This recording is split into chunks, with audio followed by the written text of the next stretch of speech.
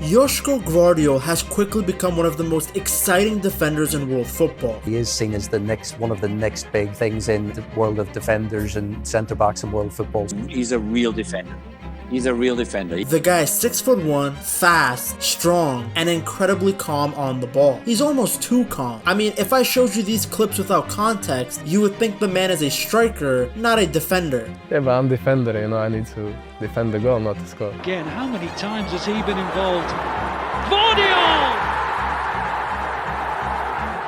Since arriving at Manchester City, he has been very good. Big goals out of nowhere, some crunching tackle. But what really stands out is his versatility. Gvardiol can play at center back or left back without any drop in his level. He's like Man City's Maldini. Calm down, guys, not in terms of legacy, but in how he plays. He's comfortable defending on the inside, but he can also lock down the left-hand side and push forward when needed. On the ball, he's so smooth and confident, always willing to step out of defense and drive forward, which makes him the perfect fit for Pep Guardiola's system. Because remember, at City, defenders don't just defend, they help control the game. Gvardiol does exactly that. He keeps the ball moving, he completes a high number of his passes, and yes, he even pops up with goals. In fact, since joining the Premier League, no defender has scored more league goals than him. It's going well for you because since you joined Manchester City in 2023, you're the highest scoring defender in the Premier League.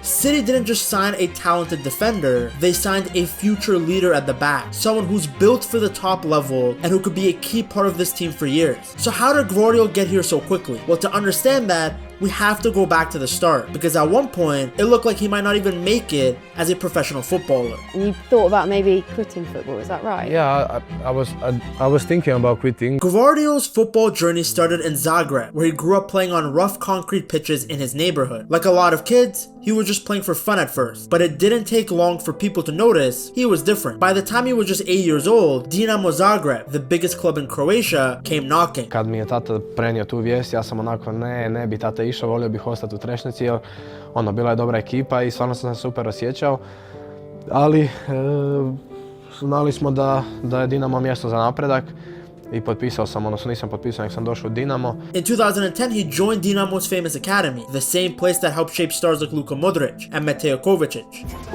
U Dinamo radi jako dobru selekciju na tim mlađim kategorijama. Dinamo je godinama imao apsolutnu prevlast i mogao je dovesti igrača, mladog igrača s bilo kojeg dijela, da li to iz Dalmacije, Istre, Slavonije, pa čak iz ranoj dobi iz Bosne i Hercegovine, Slovenije. For a kid from Croatia, that's pretty much the dream. But what's interesting is that Gvardiol didn't actually start out his career as a defender. He actually played in midfield at first, which helped him get really comfortable on the ball. Later, coaches moved him back to the defense once they realized how good he was at reading the game and winning duels. Joško loved scoring goals, but somewhat presciently, his coach saw his immense potential at the back.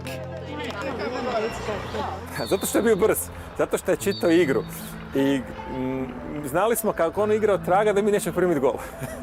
Moram to iskreno reći, jer on je sve polovio, svaka lopta koja je išla duga, kratka, po strani, on je toliko bio brz da je mogao s jedne strane, drugu stranu stići tu loptu, stići tog napadača protivničkog. That midfield background is a huge reason why he looks so calm and confident with the ball today. Yeah, but because when I was younger, I used to play as a left winger, right winger, number 10, striker, I've played all the positions, so... Things weren't always easy though. Around the age of 16, Gvardiol hit a rough patch. He wasn't playing as much as he wanted, and it really got to him. At one point, he even thought about quitting football together. He was frustrated, unhappy, and started thinking about switching to basketball since most of his friends were playing it. For a moment, the idea of leaving football felt very real. I read somewhere that when you were sort of 16, 17 years old, you were on the bench a lot at Dinamo Zagreb. I don't remember, yeah. And you felt like, I don't know if I'm going to make it, I don't know if I'm going to do it. And you thought about maybe quitting football, is that right? Yeah, I was thinking about quitting because I like basketball as well, In my head I was like, should I join maybe should I try to play basketball, to join them?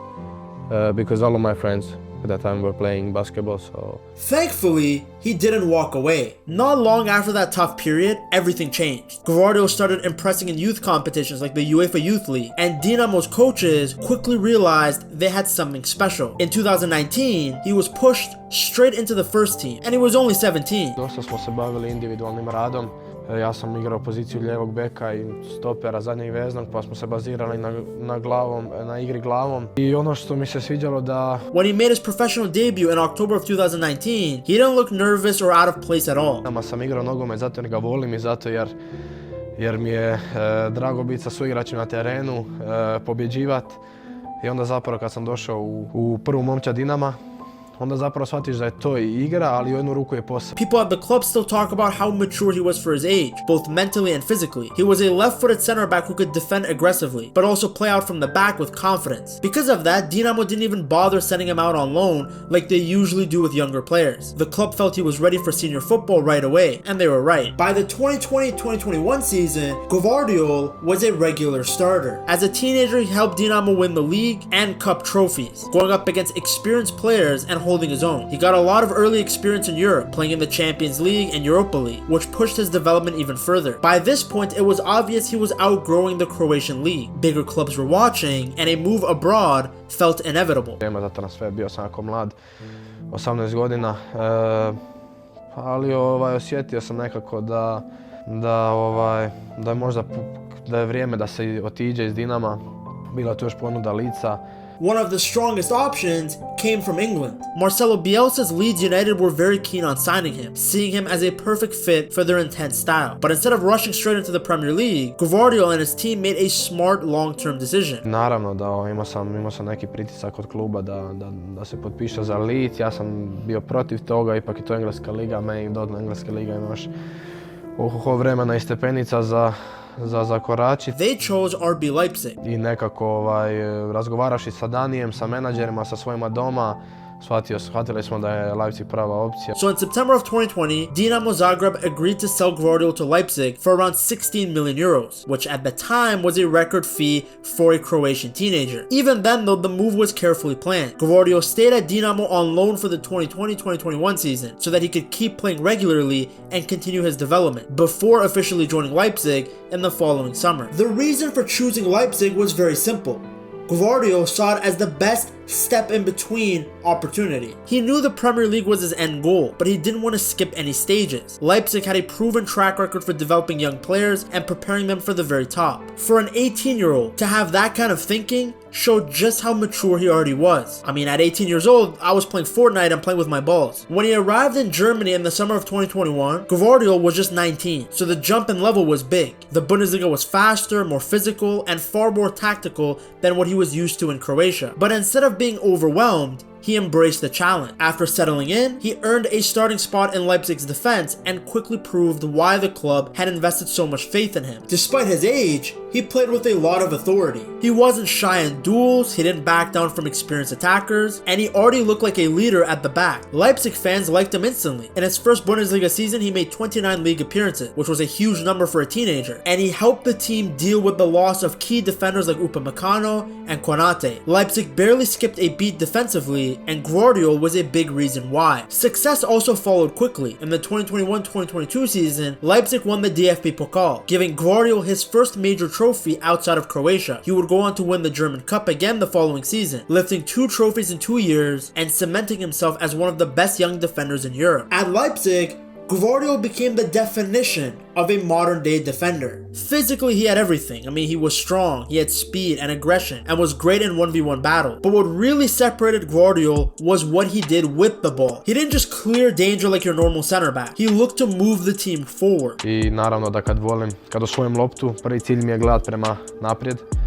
Što komitija lopta. He constantly searched for forward passes. He would break lines with his left foot, and he would even carry the ball out of defense like a midfielder. For someone his age to have that level of confidence on the ball and to be so good with your decision making, it was a rare sight. Now there were a few bumps along the road. He had a short dip in form during Leipzig's Europa League run in 2022 and made a couple of mistakes against Rangers. But the coaching staff stayed patient, knowing that mistakes are a part of growing at the top level. Gvardiol also responded the right way. He learned from it, and he came back even stronger. By the 2022-2023 season though, he was undroppable. Under Marco Rose, Gvardiol was one of the first names on the team sheet, and it became obvious that Leipzig couldn't keep him forever. Und so abgeklärt mit der Qualität gegen den Ball und Fans loved him, but they also knew his next move would be a massive one. Gvardiol never hid his ambition either. He spoke very openly about his dream of playing in the Premier League one day, and with big clubs watching closely, it felt like only a matter of time before that move finally happened. The moment that the whole world really understood how good Joško Gvardiol is came at the 2022 World Cup in Qatar. Going into the tournament, people already knew he was a top young defender, but very few expected him to dominate the way he did on football's biggest stage. He was only 20 years old, yet once again, he played like a seasoned veteran. With his black protective mask on, because he had to wear it after breaking his nose just before the tournament, Gvardiol looked intimidating. He looked like Batman playing at center back. Literally a week ago I broke my nose in the game, and the idea was to do a surgery. And yeah, I said that I don't want to do it because it was time of World Cup.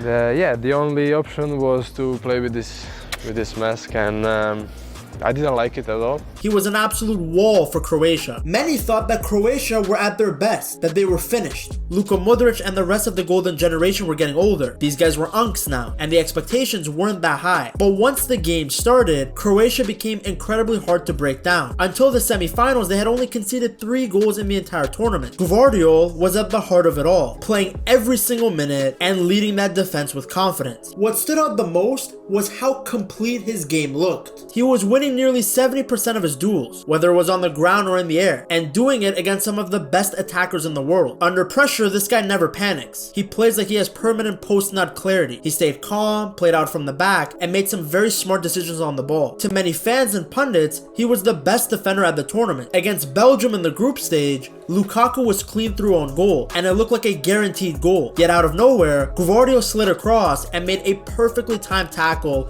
to save Croatia. The clip went viral instantly. It showed his awareness, timing, and refusal to give up on a play. Of course, even great tournaments have their tough moments. For Gvardiol, that came in the semi-final against Argentina. Lionel Messi produced one of those moments that only he can, twisting and turning Gvardiol into a pretzel before setting up a goal for Julian Alvarez. For the first time in that tournament, Gvardiol looked human. What mattered the most was how Gvardiol responded. Croatia bounced back in the 3rd place playoff against Morocco, and Gvardiol had his moments in the spotlight. Just 7 minutes in, he scored an incredible diving header, flying into the box like a striker to put Croatia ahead. Mask on, shout out Future, fearless, no hesitation. It was the perfect way to sum up his tournament. Croatia won the match 2-1, secured the bronze medal, and Gvardiol was named the man of the match. By the time the tournament ended, there was no debate anymore. Joško Gvardiol wasn't just a promising young talent anymore. He had become a global star, a 20-year-old leading a World Cup semi-finalist's defense, playing with confidence and standing toe-to-toe with the best players in the world. Everyone knew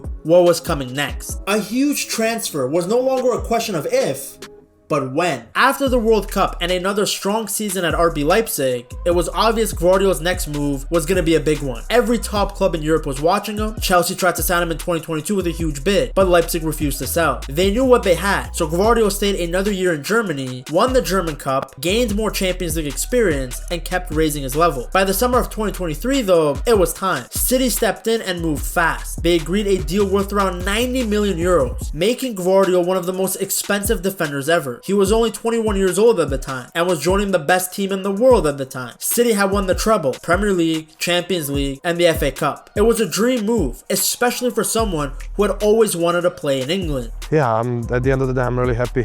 I'm really happy because when I was younger, my dream was to play in England.